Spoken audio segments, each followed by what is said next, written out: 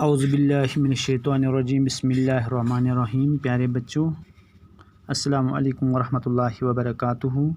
Urdu class لے کر میں آپ کی خدمت میں حاضر ہوں۔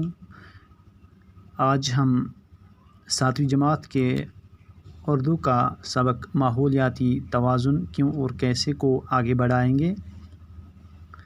تو آئیے شروعات کرتے ہیں۔ اس کا آدھا سبق ہم پچھلے کلاس میں پڑھ چکے ہیں، تو آج ہم یہاں سے شروعات کرتے ہیں۔ پیارے بچوں، سائنسدانوں کے حساب سے ہر ملک کی خشکی کا 1/3 حصہ جنگلات پر مشتمل ہونا چاہیے، یعنی ہر ملک میں کم از کم 33% علاقے میں جنگلات ہونا ضروری ہیں۔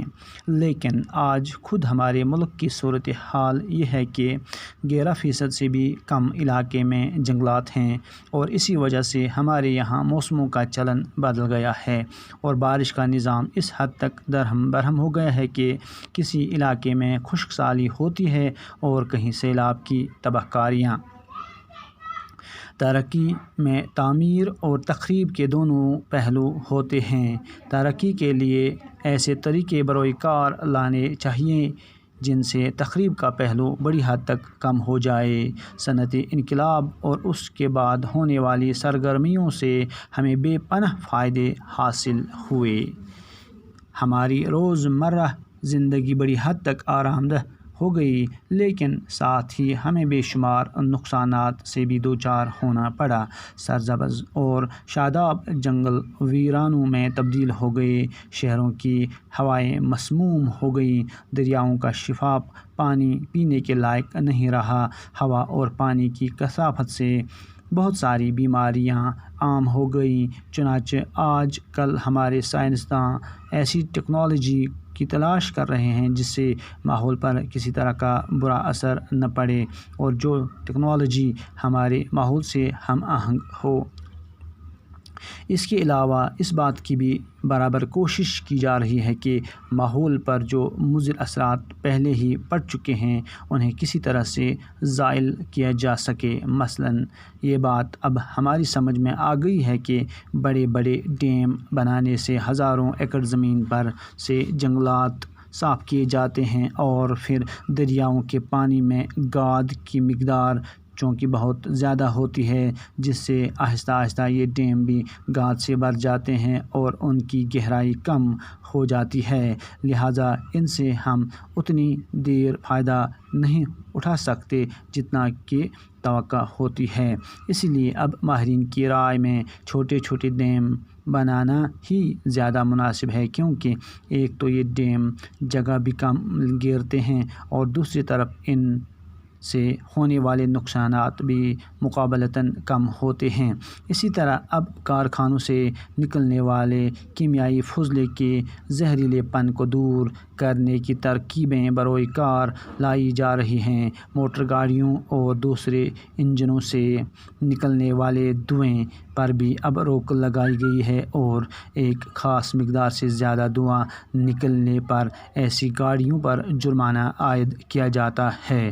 اس معاملے میں عوام کو بھی چوکنا رہنے کی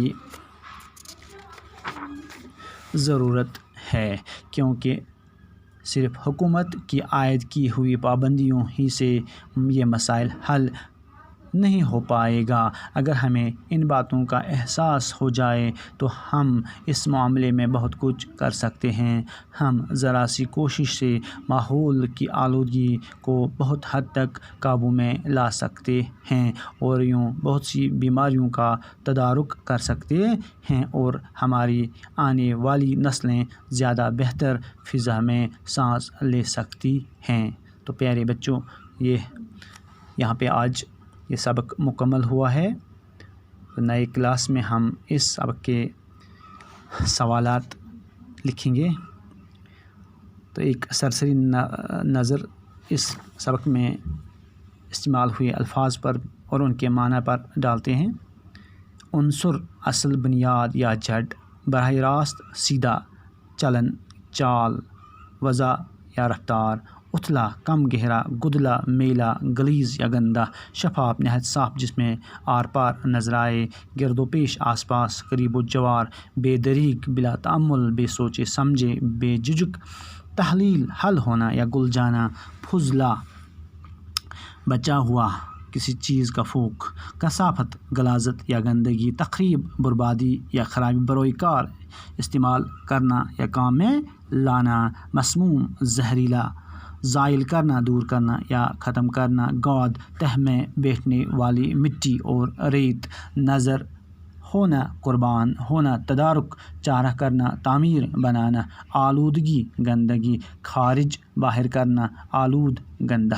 تو پیارے بچوں آج یہاں پہ یہ کلاس مکمل ہوتا ہے، اجازت دیجیے، خدا حافظ۔